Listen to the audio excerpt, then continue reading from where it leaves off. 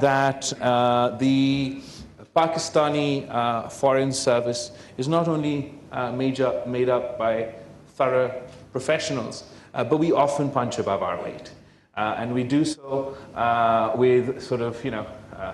less means than many other countries, but with all the more effort. And I'd like to take this opportunity in your presence to recognize my ambassadors stationed across the world, and the officers stationed here at the Foreign Office that make it easy, make it easier to run the day-to-day affairs of this ministry. And a round of applause for all of them. Thank you.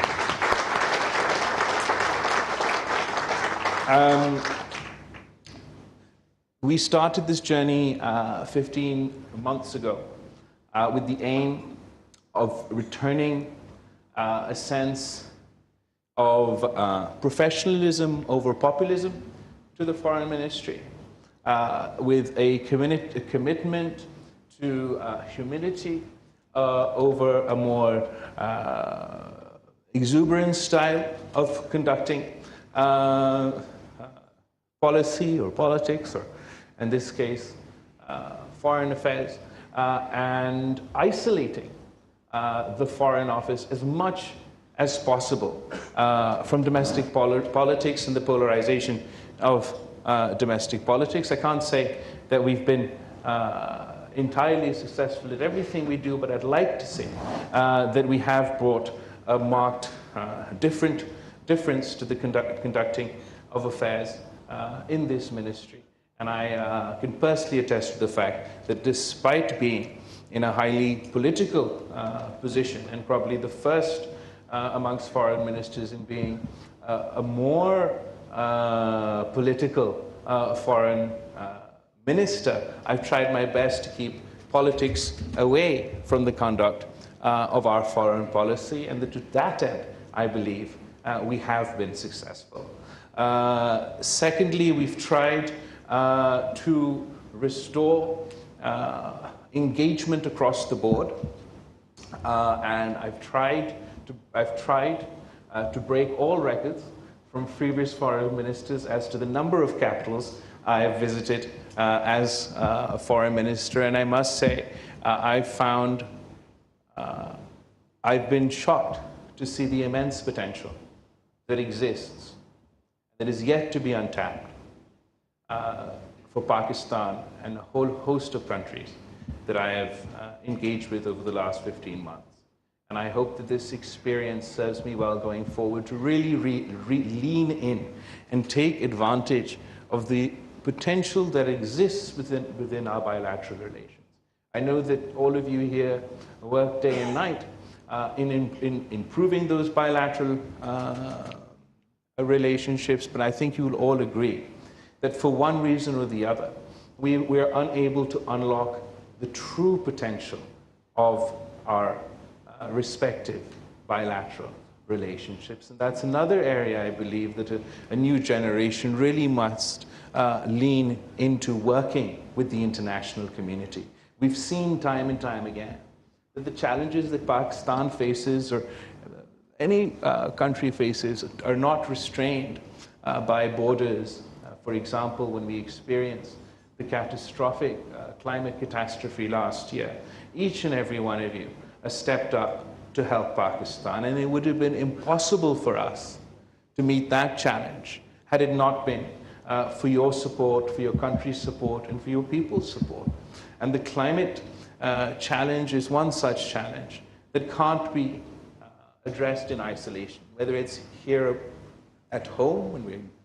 when we seek to combat the consequences of a natural disaster, or whether it is in the international stage, where we've worked together with you and played a small role in COP27 for advancing the aspirations of developing countries such as Pakistan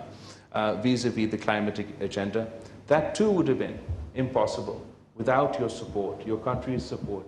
your representative support throughout the process. You've also witnessed how Pakistan has experienced extremely difficult economic turbulence over the course of the last few years. And once again, I'd like to take this opportunity to thank the diplomats represented here today, how everybody came together to help Pakistan, to support Pakistan in successfully reaching the latest agreement with the IMF, which would not have been possible without the support of our partners from Saudi Arabia to the UAE, to China, to the United States, and everybody really helping us get over that,